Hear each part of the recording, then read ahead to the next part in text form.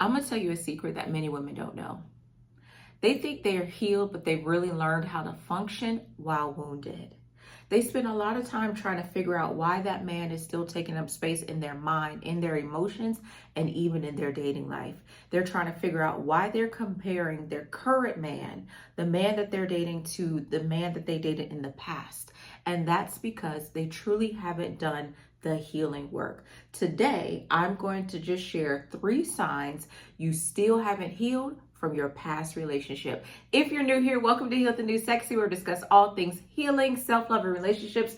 My name is Samithia. I am a licensed therapist and coach, and I want to just talk about these signs. If any of these signs hit home, then you need to register for my Healing from Heartbreak course that will be this Saturday, May the 2nd, 12 p.m. Eastern.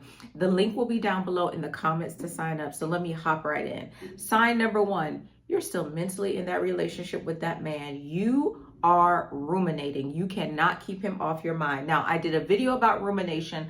I'll put it up here so that you can explore this further, but this is something that I'm going to give you some tools to address in the course on Saturday. You replay the conversations, you revisit what he said or what you said. You may even be looking at the text messages. Why are you doing that? Or you may be looking at the Facebook Messenger and the messages that he sent there. You keep going back and trying to determine, is there something that you should have said? Is there something that you could have said differently? All right. You analyze what went wrong over and over again. And it's not because that you're crazy or there's something wrong with you. It's because your mind is trying to get the closure that you may have never received. And this is the thing that many of us have to be honest about. He may have given you closure, but there is a specific answer that you are looking for. And because sometimes men will withhold telling the truth. And so because for many reasons, but one being he doesn't want to hurt you more than you are already hurting. And so there's a specific answer that you may be looking for. The way our brain is set up is that it is looking for there to be closure. And so you keep ruminating, you keep thinking about him. You may say, Samantha, I've tried so hard to stop thinking about him, but I just can't keep him off in my mind. This may be a sign that you are not over that relationship, okay? Listen, so instead of moving forward, you're stuck in a loop trying to solve a relationship that's already ended. And here's the part that nobody tells you. Thinking about it is not the same as healing it. You know, when they say time heals all wounds, that's a lie. That is a lie. Time does not heal all wounds. What may happen is that the pain isn't as sharp as it was when the wound occurred, but also you can heal incorrectly. There's many people who believe that they're healed, but they haven't. Have you ever seen someone, I usually see this with men who may have played basketball or something, finger got jammed, didn't go to the doctor, so their motion is limited. It's because they've healed incorrectly. There is a correct way and an incorrect way to heal. Sometimes people heal through other people. They heal through substances. They think they're healed, but they're really being avoidant or they're isolating. You want to ensure that you are healing correctly, okay?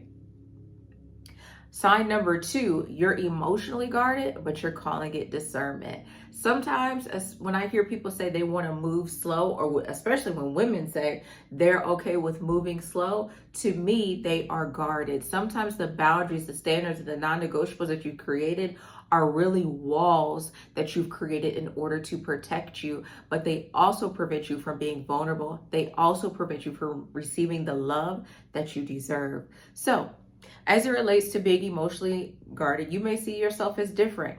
You don't open up as easily. You keep people at a distance. You're hyper aware of red flags. You are super focused on red flags. And at the first sign of a red flag, you are out of there. You don't even explore it. And this is the thing about triggers, because red flags, depending on the type of relationship you have, may truly be a trigger. A trigger doesn't always tell the truth. Our brain really can't tell the difference between an actual threat and a perceived threat. So let's say a man does something like He wraps his arm around you in the movies, and that triggers you because you feel like he's becoming physical too soon. So you said, that's a red flag, I'm going to disconnect. But maybe his love language is physical touch. Maybe what he read between the two of you in the movie theater, he felt like he was reading your cues, and so that's why he wrapped his arm around you. Maybe you shivered a little bit and you were cold, so he wrapped his arm around you in order to share some of his body heat. But because of what you experienced in the past, maybe you experienced a man in the past who just steamrolled over your boundaries, and now you are zero tolerance. Okay, hyper aware of red flags, and that's how triggers can kind of trip you up.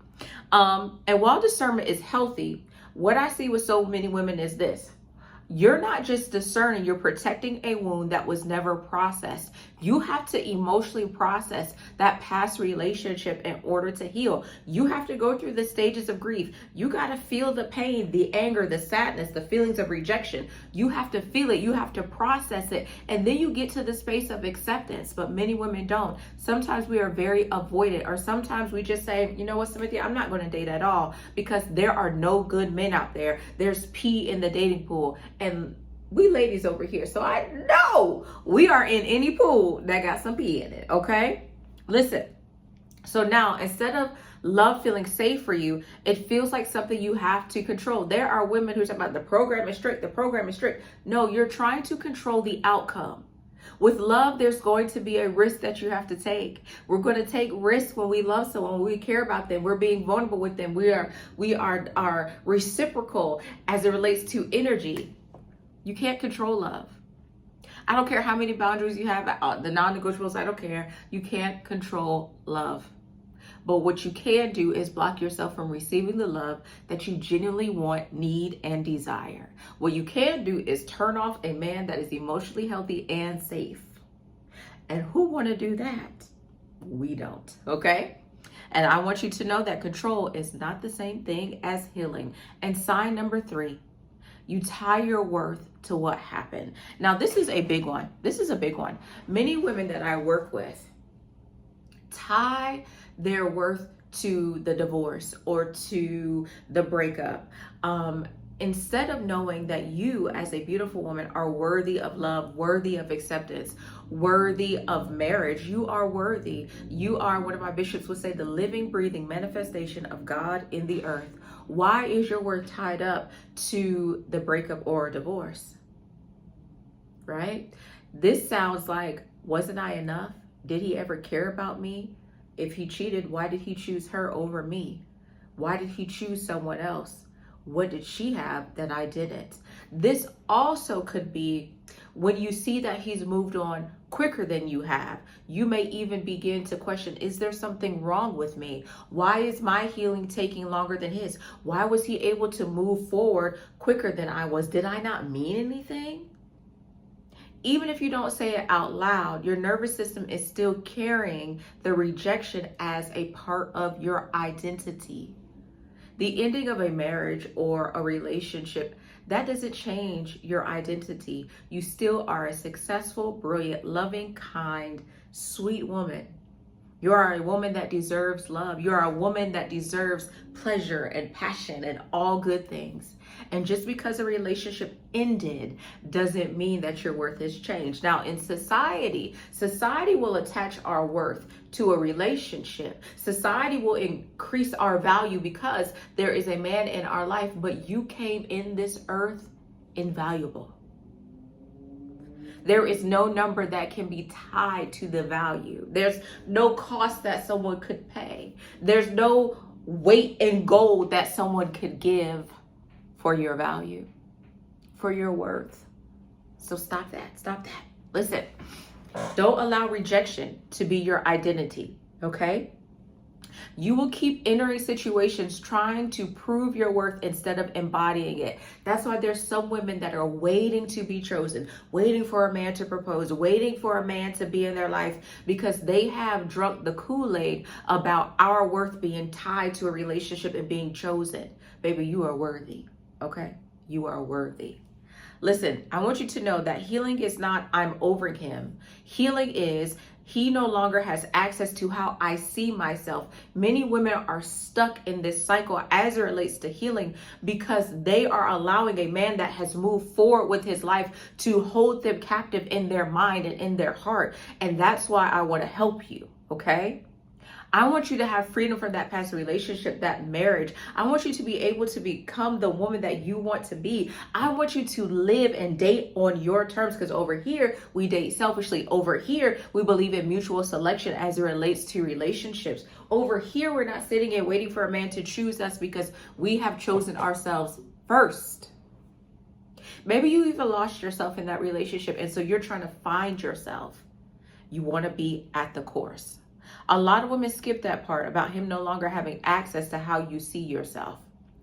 But they move on physically, maybe emotionally, mentally, and spiritually, but they're still carrying the relationship with them. In your heart, late at night when you lay down and you pray, you're asking God to bring a man back who you may have never were supposed to be with in the beginning. You're asking God to touch a man's heart that is not your man, that you are really not telling the truth about the neglect and the abandonment and how you had to negotiate your care in that relationship. We're not doing that anymore. Real healing looks like no longer being obsessed with understanding why it happened. We're going to radically accept that the relationship is over. You feel safe with being seen again by others. You feel safe with other men approaching you. You feel safe dating and thinking about relationships again. You're no longer dating from fear, comparison, or self-protection. You're able to be authentic and vulnerable and show up and take up space. Your self-worth is no longer up for negotiation because we don't negotiate care. We understand that we are the manual and we teach men how to take care of us and how to show up for us. And most importantly, you are no longer trying to close wounds with new people. That's what healing looks like. And this is what we're going to work on this Saturday, May the 2nd. Well, I want to hear from you down below. If any one of these resonated for you and you're going through that right now, I want to be able to help you. And maybe you're like, Smithy, I really don't want to do a course. You can work with me one-on-one. That link is also down below. Well, this is Heal the New Sexy. My name is Smithia.